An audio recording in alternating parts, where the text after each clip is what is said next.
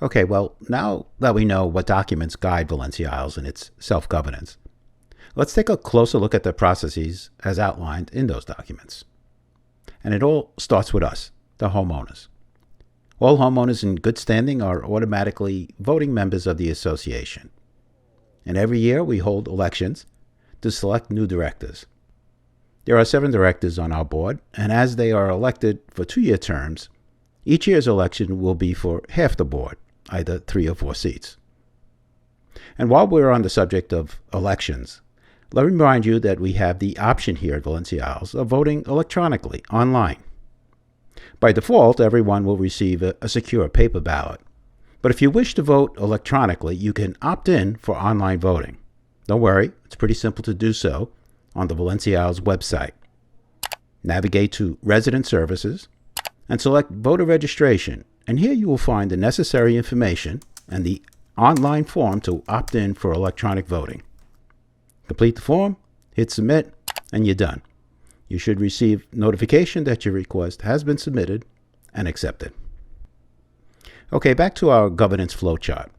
So once the votes are tabulated and we have our new board of directors, they will convene and vote among themselves to select the board's officers: president, vice president, secretary, and treasurer. And it should be noted that at any time moving forward, a majority of the board can replace any officer. Now, to assist the board of directors, we have a system of committees here at Valencia Isles. They provide an invaluable service to the board. There are so many decisions that a board has to make, and it would be impossible for any board to have the time or expertise to do the necessary research. That's where the committees come into play.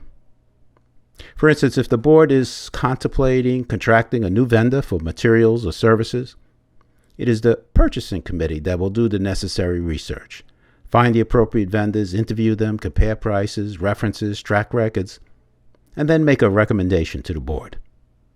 And it is just that, a recommendation. Committees, with the exception of the ACC and Hearing Committee, which we'll talk about a little later, have no authority other than to make recommendations which the board can either accept or not. Each year after the elections for the board, the committees are reconstituted. It is at this time that homeowners can apply to be placed on one or more committees. I think for new homeowners, this is a great opportunity to get involved and learn a little more about Valencia Isles. Pick an area you're interested in and volunteer to be a member of the relevant committee. And if there are some committees that you're not quite sure as to what they do, please use our resource center to read the committee charters, which will lay out the committee's mission, objectives, and guidelines. And also in the resource center, you will find the meeting minutes for each committee going back years to give you a better idea of what issues each committee tackles. Earlier, I mentioned that 2 committees are specifically mentioned in our governing documents and, as such, operate a little differently. The first is the Architectural Control Committee, or the ACC. And as you can see, the ACC is specified in the declaration. The ACC is responsible for overseeing modifications, additions, or alterations to a homeowner's home and or property to ensure that any such modification complies with all association documents and to determine that the work is in conformance with the general appearance of Valencia Isles community. Any homeowner who wishes to make such an alteration will need to submit their proposed changes to the ACC for review and approval. On the Valencia Isles website, you will find all the forms and guidance necessary for the process. The other committee which is mentioned in our governing documents is the hearing panel.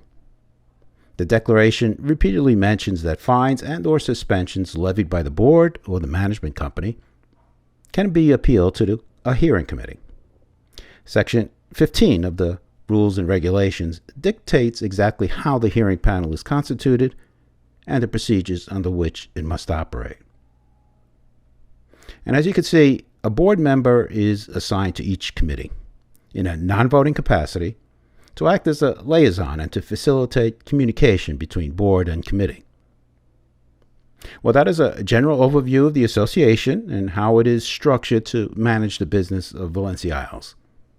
In the next section, we'll take a look at the board meeting, where the important work gets done and decisions are made which affect all of us, and what role you, as a homeowner, can play in that process.